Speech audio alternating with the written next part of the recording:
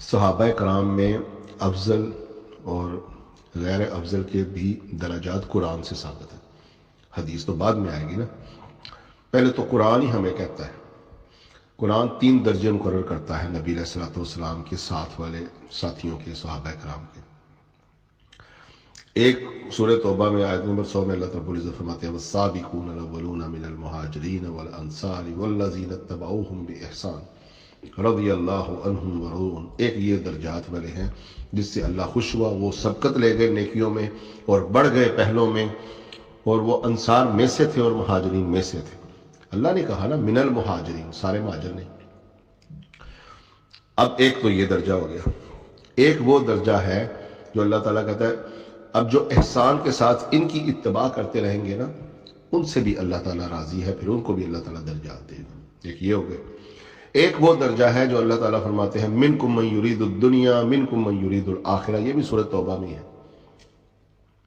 کہ تم میں سے وہ بھی ہیں جو دنیا چاہتے ہیں، وہ بھی ہیں جو آخرت کے طلبگار ہیں. تو یہ ملے جلے اعمال ہو گئے. یہ وہی ہیں جو دنیا بھی چاہتے ہیں اور آخرت بھی. مسجدوں میں آتے ہیں تو آخرت کے قریب ہو جاتے ہیں، اپنے معاملات میں نکلتے ہیں تو دنیا داری بھی تھوڑی سی ان پر آ جاتی ہے. تو یہ ملے جلے اعمال والے، ان کے درجے سابقون الاولون جیسے ہرگز نہیں ہیں.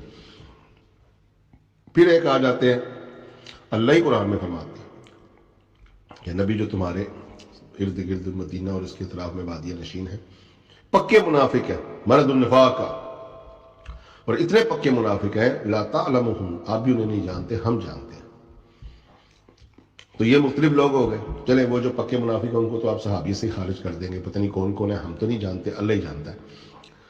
تو یہ تو اللہ نے بتا دیا نا جو دنیا کے طالب ہیں، ملے جلے مال والے، اور ایک سبقت لے جانے والے، اور ایک وہ جو احسان سے ان کی اتباع کریں گے. یہ درجات تو ساتھ موجود ہے. دوسری بات قرآن ہی کہتا ہے ہمیں لا یستوی. اب دیکھیں یہاں کیٹیگوریکل الفاظ آ رہے ہیں، وہاں تو آپ کو ادھر ادھر کی کوئی تعبیر کریں گے، کوئی آپ کو گمراہ کرے گا، ادھر کوئی گمراہ بھی نہیں کر سکتا. لا یستوی منکم من انفق من قبل الفتح وقاتل اولئک اعظم درجات. چلو درجات بھی بتا دیے، کیٹیگوریکل یہ بھی بتا دیا کہ کون کون ہے، اور یہ بھی بتا دیا لا یستوی، وہ کبھی برابر ہی نہیں ہو سکیں گے. کون؟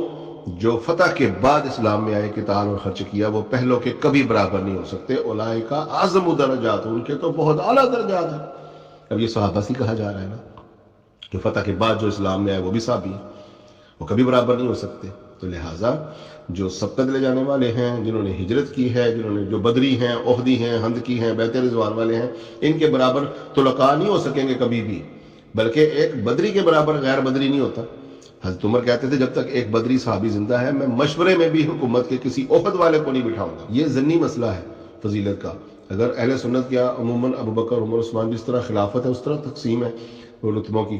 اگر کوئی یہ سمجھے حضرت حمزہ ابن مطلب ان سب سے افضل تھے تو اس سے وہ خارج نہیں ہو جائے گا اسلام سے. نبیوں میں بھی درجات ہے، تلک الرسل فضلنا بعضهم علی بعض، 3 پارہ پہلی آیت. تو اب آپ بتائیں، اس طرح یہ نہیں کہنا چاہیے کہ کوئی کسی کو دوسرے کو فضیلت دے. ہاں معاویہ جیسوں کو بدریوں پر فضیلت دیں گے تو جوتے کھانے والا کام کریں گے. لیکن یہ جو بدری صحابی آپس میں جب ابو بکر ہو گئے، عمر، عثمان ہو گئے، حضرت عبد الرحمن بن عوف ہو گئے، ابو ذر ہو گئے، حضرت بلال ہو گئے، حضرت حباب ہو گئے، تو یہ تو ایک ہی کیٹیگری کے لوگوں میں سے ہیں. ان میں تو 19-20 کا فرق ہے. اگر کسی کا یہ حسن ظن ہے ابن مسعود افضل ہے تو وہ کوئی اسلام سے خارج ہو جائے گا. کسی کا یہ ظن ہے کہ حضرت امیر حمزہ ہے، کوئی کہتا ہے ابو بکر ہے، کوئی کہتا ہے عمر ہے، کوئی کہتا ہے علی بھی ہے، تو کیا فرق پڑتا ہے؟ علی کوئی کام ہے فضیلت میں کسی سے؟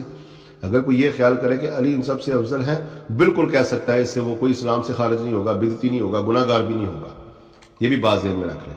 اور اگر کوئی یہ مثال دے کہ بخاری میں حضرت علی نے کہا کہ نمبر 1 پر ابو بکر ہیں اور اس کے بعد عمر ہیں اور میں تو عام انسان ہوں، تو حضرت علی نے اگر یہ کہا تو حضرت ابو بکر نے سقیفہ میں کھڑے ہو کر خود یہ کہا کہ مجھ سے بہتر ابو عبیدہ میں اس کی بیعت کرنا چاہتا ہوں. تو ابو بکر کی بات مان کے ہم ابو عبیدہ کو ابو بکر سے افضل سمجھیں گے. یہ ہر بندہ اپنے آپ کو افضل نہیں کہتا. جس طرح ابو بکر نے کہا کہ نہیں مجھ سے بہتر ابو عبیدہ ہے، اس طرح حضرت علی نے کہا مجھ سے بہتر ابو بکر عمر ہے. تو یہ فضیلت جو ہے نا ان کے منہ سے وہ اپنے آپ کو کبھی افضل نہیں کہتے تھے. رسول اللہ صلی اللہ علیہ وسلم نے جتنی زیادہ حدیثیں حضرت علی کی فضیلت میں بیان کی ہیں، متواتر اور برگزیدت والی حدیثیں، وہ اور کسی صحابی کے بارے میں بھی نہیں ہیں. تو اللہ کے نبی سے ہم پوچھ لیں گے، اگر اس حدیثوں کی بنا پر کوئی حضرت علی کو افضل کہے تو کہہ سکتا ہے.